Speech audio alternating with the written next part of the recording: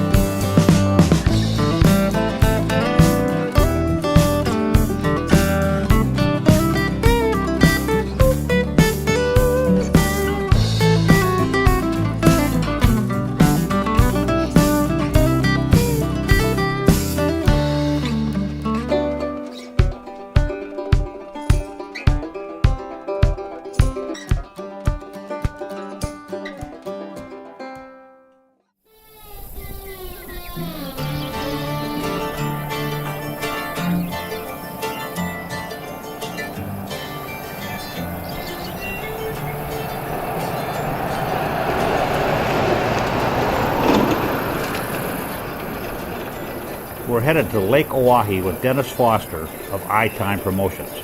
Dennis is an avid outdoorsman.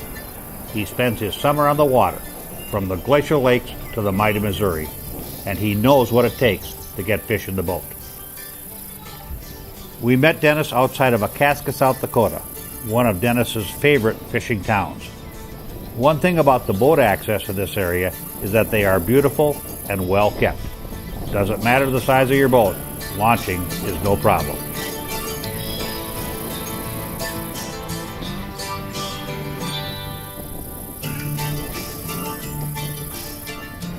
This trip took place in late summer when the fishing can get tough.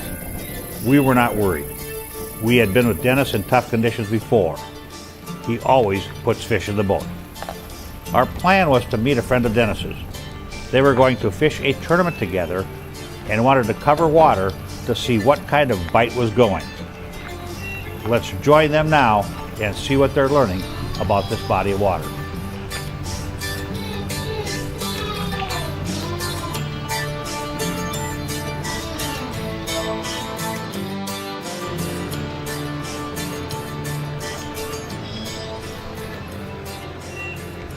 Well, folks, we're on Lake Oahe here. We've got a gorgeous morning.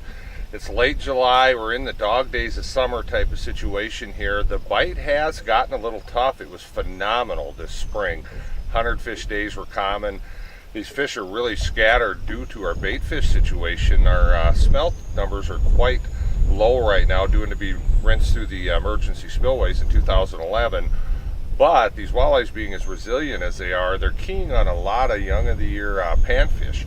We're finding a lot of them back in the river arms, in the Morrow River north of here. We were finding them in the Grand River a couple weeks ago. So we're going to try to key on some of that. There's also some very deep fish. We're going to be fishing 65, 70 foot of water, searching out there along the bottoms.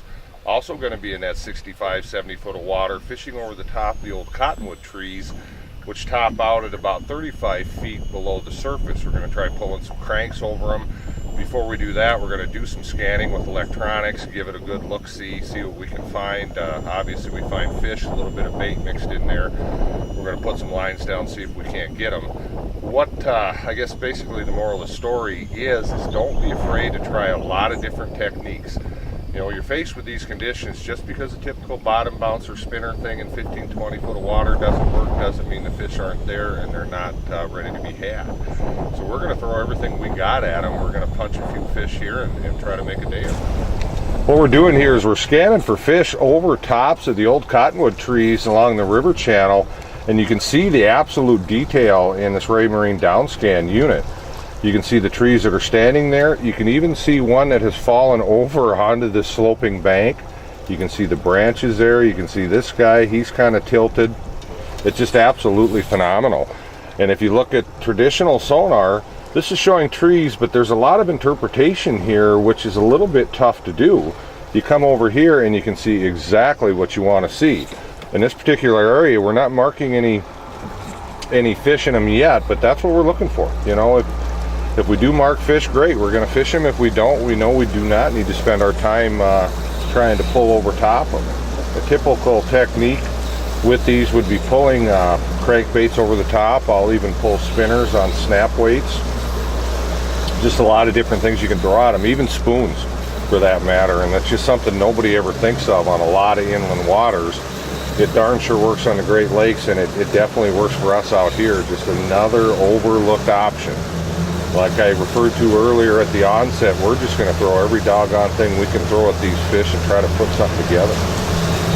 The other thing I should allude to, seeing the controllers right here, is I run trim tabs on my Warrior boats here, and I tell you what, folks, I would put it on any boat that you have out there. The control you have is just phenomenal. You can adjust the attitude of the boat depending on the conditions. And for what we're doing right now is I have the trim tabs dug all the way in. What that's allowing me to do is keep the nose of the boat down while I cruise along and scan this, instead of being in an up position, which is somewhat dangerous because I'm busy watching the screen. I want to be able to glance up and make sure I'm not going to run anybody over. Once again, here the detail, it's incredible. You can't say enough about it. There's a little bit of flex of bait in there, but we're not marking a whole lot of fish.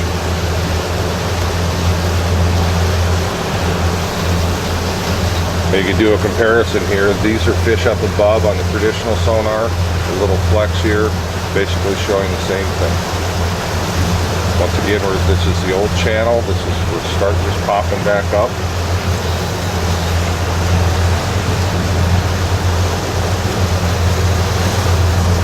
We're going to run a mile or two and run through this. Just because we're not marking any here or not a lot here doesn't mean that we won't come across a stretch where there are some fish.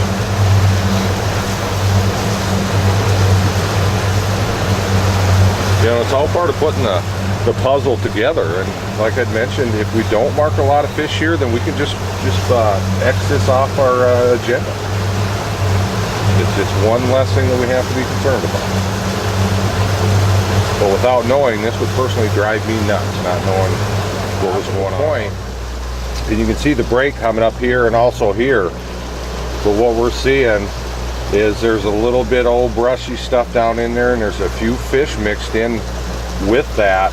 You can also see a little smattering of bait in here. So this may be something we're going to want to perhaps come back and live bait through and verify just exactly what is there. Once again, utilizing your electronics is key. You know, if you're just fishing without taking a look, you are fishing blindly. There's no doubt. Reach down and jig with the power bait here, and I'm going to vertically jig this, and then also as we get closer to shorelines, I will pitch this into the shore. The reservoir has come up quite a bit recently, and it's completely full. And with that, there is a little bit of flooded grass and clover along the shorelines.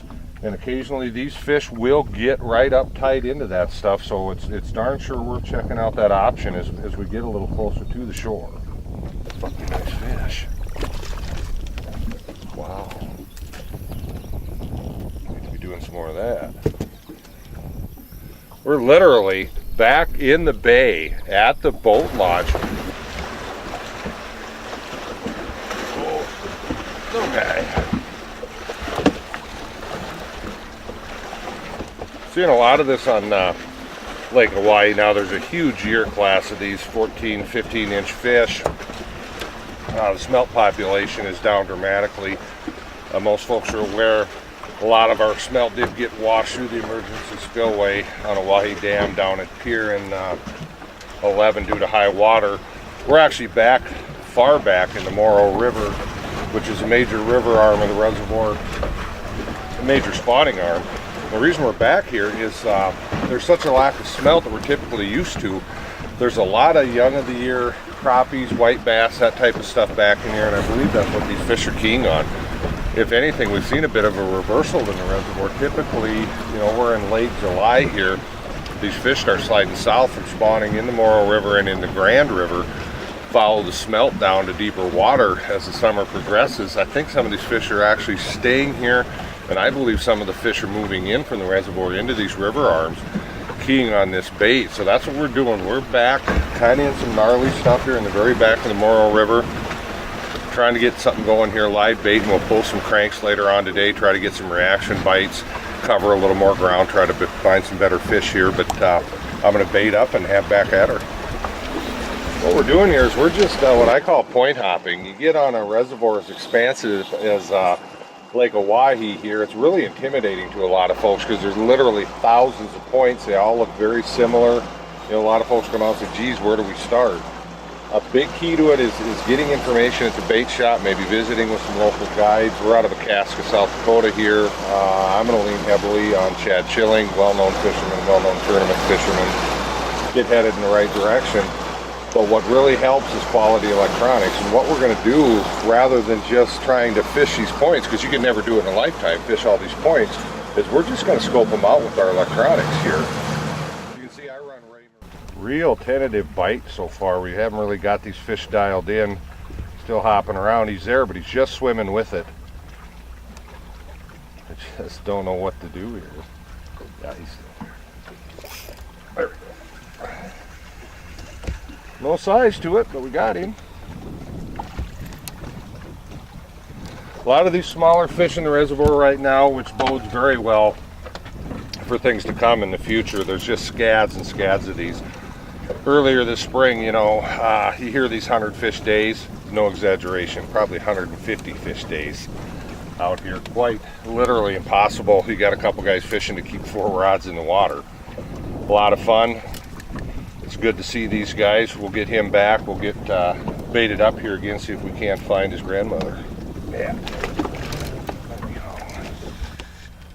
No, that's fish. Under the boat. Feels a little better, but I might be pulling on the boat here a little bit. Get him around here so I can see him. There we go. Lift him up in here. Just a nice eating quality fish here. You know, gosh, he's a little better than I thought. He's probably 17 and a half, I suppose. You know, these fish are coming back. We did have 8 fish limit, double our limit here for a while, and Game Fish and Parks was doing that in an effort to thin some of these numbers down, and the bait fish population was so low they were kind of eating themselves out of house and home. They did take it off around the first of the year here, back down to 4. I think they did the right thing. We've still got plenty of fish. The bait is starting to balance a little bit. We're down on our smelt, but we do have a lot of young of the year panfish back in here. You know, and Tom and I were just discussing, you know, what are they eating? I think it's a lot of white bass, probably crappies. And just theory, I'm not so sure it isn't a lot of small catfish back in here, because we're way back in the very back end of the Morrow River here. Catfish love it back in here, and I think these fish are keying on some of them. You know, and he was nice enough to bite. We're going to throw him in and have him for supper.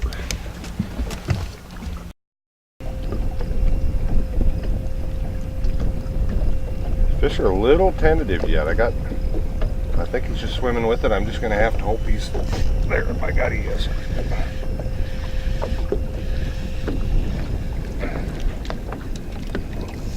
Another smaller fish, but if anything, what it's doing is it's telling us that our presentation is right. You know, we're just going to have to sort through some of these guys.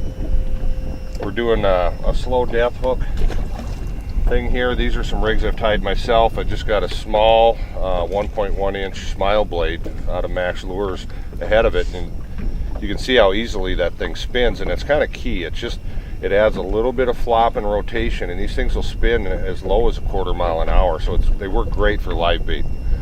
You can bump them up clear up to 3 miles an hour if you want, so no matter what speed you're going, they will turn and they will add some attraction. This crawler looks good enough. We're going through a lot of little fish. I'm just going to drop him right back in there and see if we can't get a better one. These fish are tentative, and what I'm actually doing here is I'm fishing a slip bouncer. I've got a snag over here. I just dropped him some line. I do have a hold of this fish.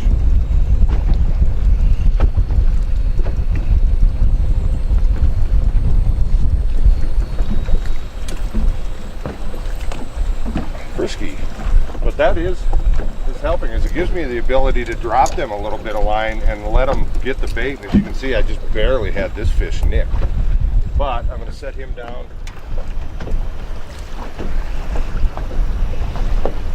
You'll notice I don't do any wild hook sets. I fish fire line for the no stretch capabilities, which is nice. You just sweep up and you get these fish. There's a good sign this fish took it quite a bit deeper than they had been. Just a nice eating size fish. Plenty of these to go around on Lake Oahe here in South Dakota. The fishery is just phenomenal. You know, you hear the word factory tossed around quite a bit. If there is such a thing as a walleye factory, it is Lake Oahe. There's just oodles and oodles of these fish. And they're very simple methods that we're using here. Basic slow depth methods, playing around with a couple different attractors in front of them. But, you know, gosh, anybody of any skill level can certainly come out and get these fish all day long. Diesel train rolls down the line as I'm headed for the land of corn and rye. There is a place always satisfied, full of remedies to ease my. Fish are getting more aggressive.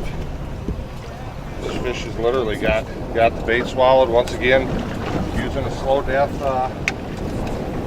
hook into half a crawler. It's something that's born right here on Lake Oahe. The cat's out of the bag the last several years. It's just a go-to technique.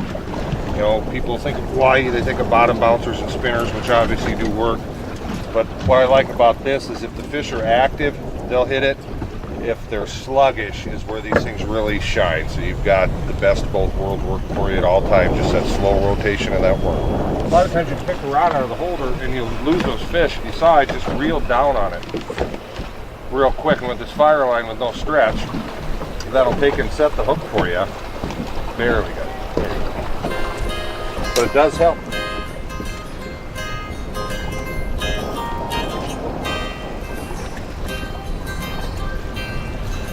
Another smaller fish, but we've got consistent action here, literally not going more than a minute or so without a bite. My God, he's a little better than I thought he was. Just another nice eating fish. It looks like it's going to be a slow death type of thing today. This particular rig has a small, just a silver scale smile blade on there, just enough to add a little flicker and flash to it and get these fish to go. Show you folks a little trick here. We've actually got a slow death hook, which is designed for crawlers. But what I'll do occasionally is take a leech and hook him as you traditionally would, right through the sucker. And what I'll do is I'll come back around and get just a little bit of meat for a second hook. And what this will do is that'll corkscrew that leech around there with this slow death hook rolling around. It's a little goofy looking, but by God it works. And it holds this bait on better, and that double hook I think helps facilitate that rolling action. I'm going to show you folks exactly what we're doing to get these fish where we're live baiting these points on Oahe today. We're using a method of slow death that has a little bit of added attraction. It's something I developed for JB Lures. It's their Slow Death Plus product, and what it is, it's your standard Mustad slow death hook. But what we've done is we've added a small propeller to it, and it adds just enough little flick and flash there to add some attraction, a little bit of water disturbance, and you can see how easily that turns. So you can go very slow and it's still going to give you some motion there. Kind of unique to the rig too is we've tied it with a small 4mm bead and then a large 8mm bead following that, and it allows that propeller to kind of cup around that and roll around that nicely. Without that you wouldn't get the action out of the propeller, and it may get down into your hook, start to bind up and just drag along. Basically it's a 3-foot leader, and what we're doing, instead of a traditional style bouncer, what I'm doing today is I'm using a slip bouncer. And what that is just like you would with a Lindy rig. It just slides up and down your line. So if these fish are tentative, I can take and open the bail, let them run with a little bit of line, and then feel for the weight and sweep set these fish up. We'll get this hooked up and I'll show you exactly how I hook these crawlers as well. There's kind of a little key to that to get the most roll out of the crawler. And how I do it, you're basically going to want to take about half a crawler, just pinch him off like that. It's easy to slide it up from the broken end. There's already an opening there because obviously I broke him. And what we're doing is we're just sliding that on up the hook shank, about to the point where it starts to bunch and bind. And then I'm going to take and I'm going to run that hook out at that point. I'm going to take and I'm going to pull the rest of that crawler up over the shank of the hook, so there's actually a bit of it on the line. And And as you can see, there's a little bit of the crawler hanging out there. I think that helps with the rolling. Just that little bit of that tag of that crawler in addition to the rolling of the hook. And it's key to getting these fish to trigger and getting them to bite. I'm going to get him in the water and see if we can't get him to work. You can see the action of this. The propeller's actually spinning. That's causing some attraction. You can see the whole hook itself is rolling as well. And then you can see that little bit of tag and the crawler that I alluded to that I left hang behind there. You can see as that swirls as well. We're literally going about half a mile an hour, so going pretty darn slow here, but that thing's just loaded with action. We're going slow enough so the fish can find it, chase it down and grab it, but we're going quick enough that this is still providing tons of action, and that is the key to why we're getting these fish today. If we didn't have that, we wouldn't be getting near the bites. It's a phenomenal little system. Once again, you can find them. JB Lures is manufacturing them. It's just a great rig. Alluding to it earlier, these fish are a little tentative. As you can see, I'm just lowering a little line to them. And then what I do is I let the boat catch up to it to put tension on rather than reeling down to the fish. And there he is. And it does make a difference. A lot of these fish, you will not get them if you weren't to do that. Not a big fish, but fish nonetheless. That's a nice little eater anyway. You can see it hooked him dead center right in the top of the mouth there. You know, if I were just to grab the rod when I saw that bite, I'll just about guarantee you that I would have never got this fish. So it does help having that slip bouncer type of system there. You know, and if they are hitting strongly, just lower your rod back to them a little bit and sweep them up as you would a traditional bouncer. But just little tips like that put the odds in your favor, and particularly on a tougher day, that can be the difference between catching one or two fish or, you know, limiting out. After a great day on the water, Dennis and the crew headed to Akaska to fry up a few of the walleyes. For a slow time on Oahe, we were totally impressed by the amount of fish caught. Dennis firmly believes that electronics were the key to his success.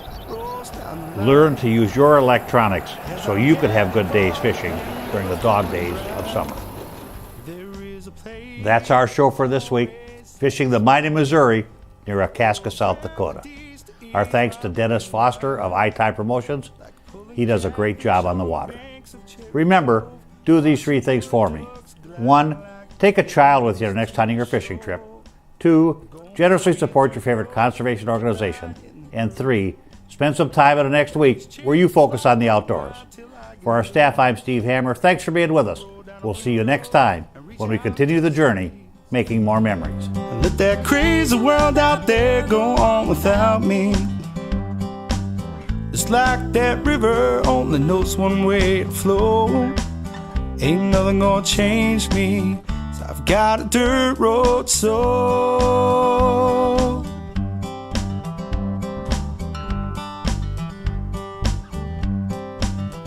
An old 12 gauge in a compound bow, and a dog named Otis tells me where to go. We push through the woods until we're good and gone, and find a spot to camp and wake up to